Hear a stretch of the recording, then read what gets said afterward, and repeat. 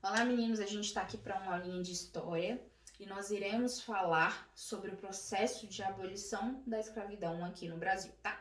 Antes de qualquer coisa, eu queria perguntar para vocês se vocês sabem o que é um quilombo. Bom, quilombo era um espaço físico onde escravos se refugiavam. Eles promoviam fugas dos seus senhores e conseguiam se refugiar nesses quilombos, ok? Só que aí a gente precisa observar um novo significado para os quilombos. Por quê, professora?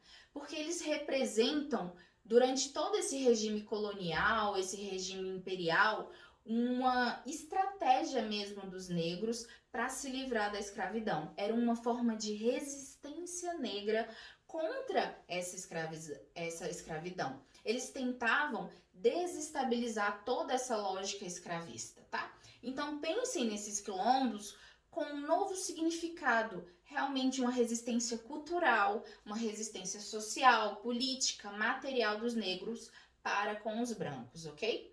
E também tem aquele sentido de territorialidade mesmo, onde os negros ficavam refugiados, sejam nas cidades ou seja no campo, ok?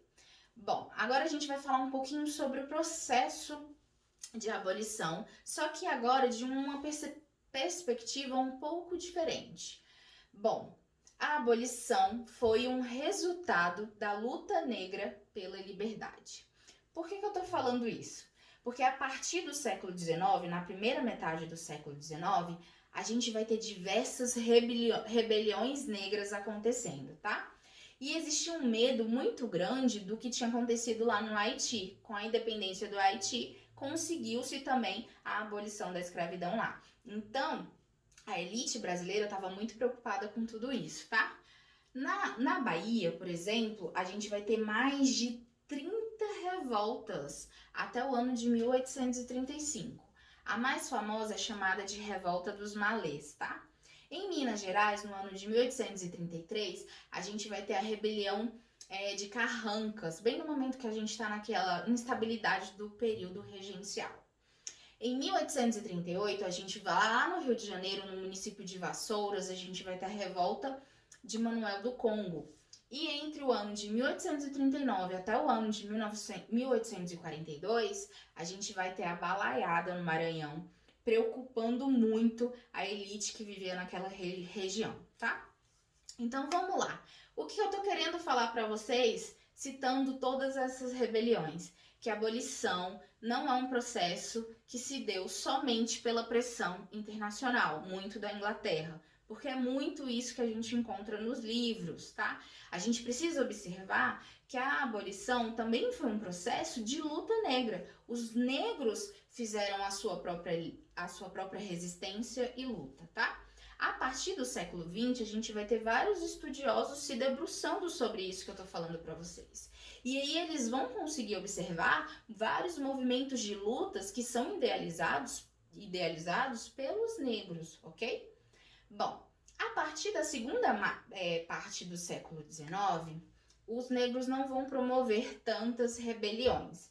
Eles vão começar a promover fugas, a formação dos quilombos e vão fazer uma espécie de resistência ao trabalhar, tá? Em 1850, a gente vai ter o fim do tráfico internacional aqui, tá? E aí a gente vai ter vários quilombos sendo formados próximos das cidades mesmo, tá? O que eu quero que vocês entendam é que tudo isso que eu tô falando para vocês é anterior aos movimentos abolicionistas, que muitas vezes eram liderados pela elite, pelos brancos, ok? Olha só, a gente vai ter nesse processo do fim do tráfico negreiro muitos escravos brasileiros, que é o que a gente chama de criolização da escravatura. Por quê? Parou-se de pegar escravos de outro local, né, da África, vindo da África. Então, começa-se a nascer muitos escravos brasileiros. E aí a gente vai ter acontecendo o que a gente chama de tráfico interprovincial, aqui dentro do Brasil mesmo, tá?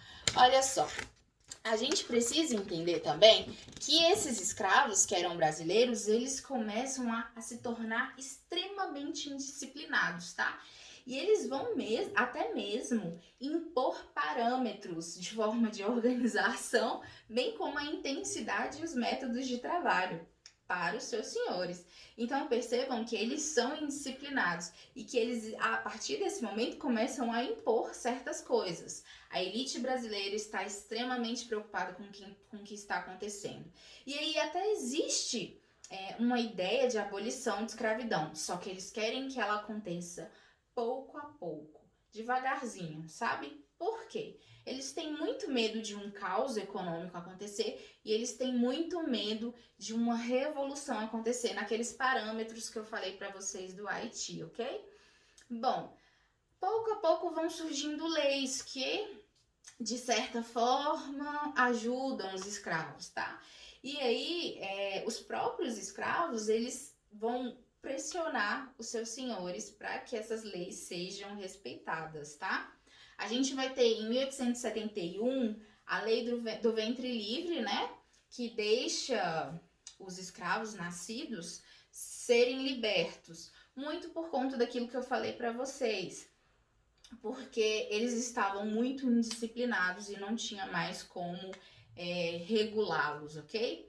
Com o fim do tráfico interprovincial, que a gente vai ter no ano de 1881, existe também um medo muito grande de uma guerra civil acontecer, tá?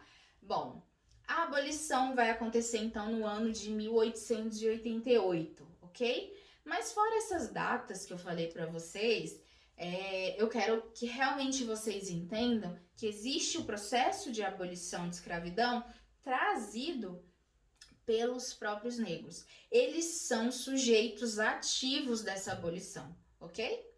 Bom, meninos, é isso que eu tinha para falar para vocês. Se alguém tiver alguma dúvida, é só procurar a professora. Até mais!